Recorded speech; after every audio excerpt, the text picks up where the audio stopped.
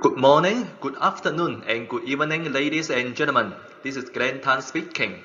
This time, I'm going to talk about GRI Multi VRF, short for GMV, the noise troubleshooting. During this presentation, I will show you the typical noise of the outdoor unit and indoor unit. And also, I will offer you how we handle this noise in China domestic market, just for your reference. And for better understanding and for better listening, I recommend to wear the earphones, and also you need to listen carefully. This presentation divides into these 5 parts. I put the corresponding video linkages at the below description area just for your convenience. China domestic market, the maintenance data analyzed. And this is the data from China domestic market for GMV Mini and Slim series, which is basically for household use. And you can find that we divided the maintenance into different types of it. And from this data, you can also find that first is concentrated, which means the top 5, A, B, C, D, E, occupy up to 62%. And the first one, the compressor low frequency noise complaint, occupy up to about 1/4. The second point is that after we summarize all the noise problem, you can find that we summarize the A, B, C, H, I, J, and find that the noise problem occupy high proportion. It's up to 54%, which means all the complaint, about half of it, they belong to the noise problem. So we also focus on this one. The first thing we need to do is we need to do the classification, which means we need to divide the noise into different parts. And for the indoor unit, and just consider the inside structure and the components, we divide it into different noise, which is the fan motor, and also including the fan brake, and the structure, water pump, and air blowout, and the refrigerant system, which means the refrigerant flow inside the heat exchanger, and also it may making noise.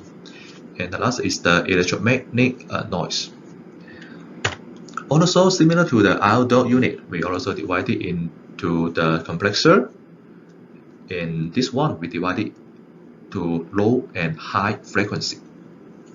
And the fan motor, and also the structure, basically it is the panels and pile lights. And also the electromagnetic noise and the refrigerant system. And the last is the resonance, which means the compressor and the fan motor. Here is the noise troubleshooting preparation. And where we hear the noise complaint from the customer, and here is the thing you need to collect and prepare. The first is the information. And you need to ask the customer when and how this noise occurs. Is there any repeat pattern, or how does it feel, or is there any recall of this noise from the customer? And also including how the customer set the fan speed, and also the setting temperature, which means how they set this indoor unit or outdoor unit. After that, you need to do is the initial identification, divided into either it is the resonance or mechanical noise, and also the refrigerant flow noise. And after that, based on this one, on the side, you need to do a double check, and also repeat this noise, and also to do the identification again. And I will give you a reference is that in China domestic market, we find that for the noise complaint, about 70% is due to the poor installation. And here is the material you need to prepare for this noise troubleshooting. First is the parameter checking tools. You can use the portable debugger,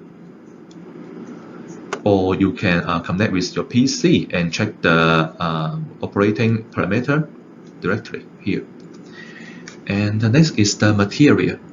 The first is the damping pump, and next is the sponge, and this is the gasket. Basically, this is for the fan motor, and later I will show you how to use this one. And the last is the flocking close. This is especially for the parts when they contact together. Also, I will show you later.